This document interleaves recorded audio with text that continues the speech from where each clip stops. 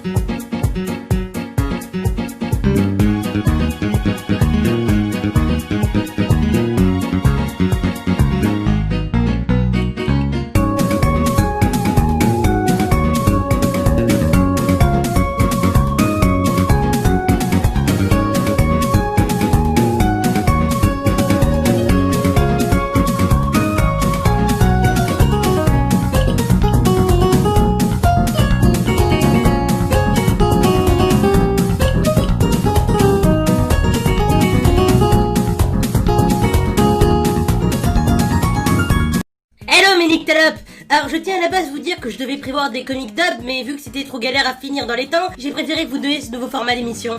J'espère qu'il vous plaira. Allez, bon visionnage.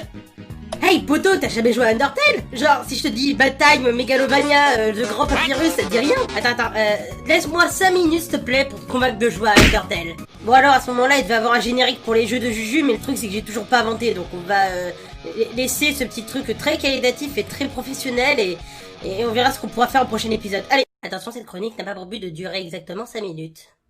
Et je précise pour les fans de Undertale que je ne prendrai pas en compte telle théorie car ce serait du spoil, donc merci de pas venir me faire chier avec ça. Voilà. Dans Undertale, t'es un petit humain qui est tombé dans l'underground et c'est le royaume des monstres et... non, attends, c'est pas un petit humain, c'est une petite humaine. Non, je sais plus, c'est un petit humain? Non, c'est un garçon? Ah, je sais pas, avec tous ces fanarts que je trouve, bon, tout ce que je sais c'est que c'est libre d'interprétation, donc... Pour ma part, la première fois que j'ai vu ce sprite, je voyais juste un petit émo japonais. Attends, d'où tu me traites des mots là? Je t'emmerde, connard! De toute façon, même dans l'underground, on peut pas comprendre ma haine intérieure. Revenons à nos moutons. Le petit problème, c'est qu'auparavant, les humains et les monstres se sont foutus sur la gueule, et les monstres ont été emprisonnés sous terre, à l'aide d'une barrière magique recréée par Donald Trump l'enchanteur. Depuis, ils ont une haine sans fin envers les humains. Et le petit défi qui se coule, c'est qu'en plus d'être aussi indésirable qu'un cornichon dans un Big Mac, la barrière magique ne peut être détruite qu'avec l'aide d'âmes humaines. Ils ont donc besoin de te tuer pour ensuite prendre ton âme et l'absorber afin de détruire la barrière. Et c'est à ce moment-là que tu comprends que tomber ici était la pire chose qui pouvait t'arriver. À moins que ça pourrait être pire. Oh, s'il vous plaît, me faites pas de mal. Je ne suis encore qu'un enfant à la sexualité douteuse. Ça va, vous vous rincez l'œil? Pas de panique, dans l'Underground tout n'est pas rose, mais tout n'est pas noir non plus. Il y aura des monstres qui seront gentils avec toi et qui voudront même t'aider à sortir de ce pétrin, tandis que d'autres voudront te capturer ou te mettre à mort à tout prix pour extirper ton âme. Par contre fais gaffe niveau apparence, c'est pas ce que tu crois, dans l'Underground tout est hardcore, même les fleurs te tabassent. Salut, je suis Flowey, Flowey la fleur, et aujourd'hui je vais t'apprendre que dans l'Underground... Oh, mais c'est qu'il est mignon, monsieur Lafleur, hein, tu veux faire quoi, gousi? T'as cru quoi, négro? Ici c'est l'Underground, pas le 93, hein. Bon, bitch, vas-y, chiale, gros bébé, chiale. Et ouais, ma gueule, quoi? Miskin, le gars marche sur une ortie et ça y est, il pleure. La honte, je te jure, lâche-moi sur toi. Tu as un système de combat où tu diriges un petit cœur et il faut toujours esquiver les projectiles. Par contre, à chaque gros boss, le cœur change de couleur et le gameplay change avec. Mais ça ne s'arrête pas là. Deux choix s'offrent à toi à chaque combat. Soit tu peux choisir la voie de la violence et tuer les monstres qui te barrent la route, même ceux qui sont sympas de base avec toi. Pour que tu te sentes à l'aise dans l'Underground, je t'ai fait une tarte. Mais elle est dégueulasse. Vous voulez quoi? Les mots sont comme des poignards. Ou bien à l'inverse, tu peux devenir leur ami grâce à une série d'actions, comme leur faire des blagues, les consoler, ou bien nettoyer leur armure pour qu'ils puissent aller pécho leurs collègues. Non, c'est pas une blague. T'as vraiment deux gars qui te barrent la route et tu dois vraiment les jarter comme ça, monsieur le petit attaque. Une fois le monstre sympathisé, il vous épargnera. Et ça peut même marcher avec les monstres qui ne vous aiment pas du tout. Humain, tu es en état d'arrestation. Tu ne passeras pas cette frontière et tu es désormais mon prisonnier. Ouais, ou au pire, je t'invite au grec. Personne ne m'avait invité au grec auparavant. Et d'ailleurs, on peut vraiment avoir un rencard avec certains monstres. Je rassure certains, c'est une grosse parodie de jeu de date, rien de sérieux. Dommage, Toriel, elle est bonne. Alors, Humain, tu es plus harissa ou samouraï? Ni l'un ni l'autre, je préfère le sel. C'est bon avec les frites. Bon, ça c'était le petit côté mignon et rigolo d'Undertale, mais où est le côté sérieux dans tout ça? Faut savoir que même si Undertale est un jeu qui se veut avant tout amusant et humoristique, il cache un background plutôt assez noir, et je ne peux que vous laisser le découvrir sans trop vous dire, au risque de vous spoiler. Vous ne le regretterez pas. Sinon, sachez qu'au début, vous trouverez certainement les monstres du jeu assez faciles, voire même ridicules. Mais ce n'est que quelques minutes de jeu après avoir passé les premiers boss que vous verrez la vraie difficulté de ce jeu. Mais pas de panique, à force de jouer, vous finirez par comprendre de mieux en mieux le système de combat et vous commencerez enfin à avoir ce qu'on appelle du skill. Pas toi dans l'honneur, humain. Attendez, vous êtes sérieux? Mais bien sûr, avant d'en arriver à ce stade, va falloir s'entraîner, Bobby. La moralité de Undertale est surtout une histoire de détermination. Un pauvre petit être qui va devoir se surpasser lui-même pour sortir de cet enfer, quitte à défier la mort à moult reprises. Et non, ce n'est pas une creepypasta. Il y a quelques trucs qui font peut-être un peu flipper dans Sinon, c'est un jeu qui aime bien casser le quatrième mur. Bref, sachez par contre que le jeu vous fera culpabiliser selon les choix que vous faites. Que ce soit tuer un monstre ou bien l'épargner, la moindre de vos actions peut changer l'avenir. Même que selon vos choix, certains feront tout pour vous arrêter, quitte à avancer vers leur propre mort. Ok, petite merde, prépare-toi au combat le plus coriace de toute ta vie. Je meurs. Qu'est-ce que tu... Je l'ai fait exprès de dire que j'étais mort.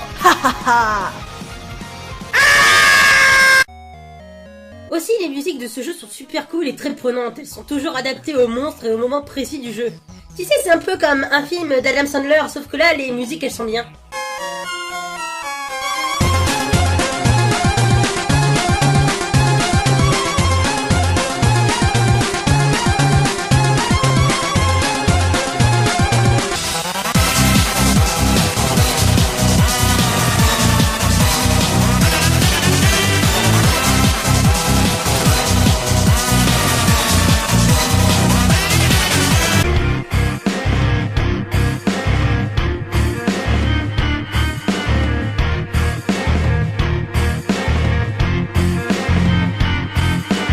Et ce qui est cool, c'est que chaque putain de monstre fait preuve d'originalité. Deux frères squelettes totalement barrés qui essayent de capturer un humain, un robot tueur d'hommes, mais également présentateur de programmes TV. C'est comme si un mecha Cyril Hanouna vous poursuivait avec une tronçonneuse. Ou encore une lézard scientifique fan d'animé et... attends. Attends 2 secondes. Tu regardes quoi, Elfis? Tu regardes Dragon Ball Super sans moi?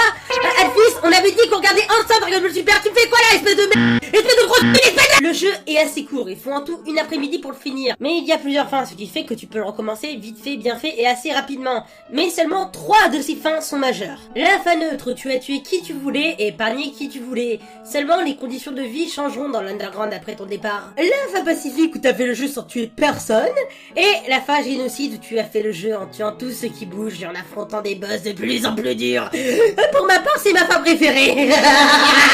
Quoi qu'il arrive, vers la fin du jeu, et je dis bien vers la fin et pas à la fin, merci, je ne spoil rien du tout.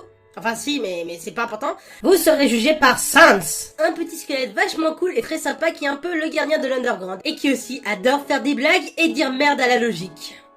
Alors, ce verdict? Eh bien, franchement, je trouve que c'était un bon épisode. En fait, je me parlais de mon jugement. Oh, bah, tu t'es ramené, tu as foutu un peu le sbeul en ville, tu as tué des gens, t'as traumatisé mon frère à vie avec ton histoire de sel et de frites, donc tu as fait la voie génocide. Alors, on va dire que t'es un gros connard? Pardon? Je te le permets pas. Je m'en bats le coccyx, frère.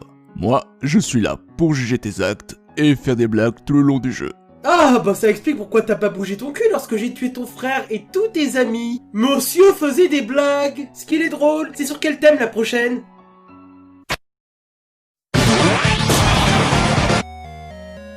Voilà, j'espère que cela vous aura donné envie de jouer à Undertale. Sachez qu'il y a un patch français qui est sorti récemment et je vous conseille d'aller jeter un coup d'œil. Il est vraiment très bien foutu. Si vous avez des franchises de jeux à me conseiller, n'hésitez pas.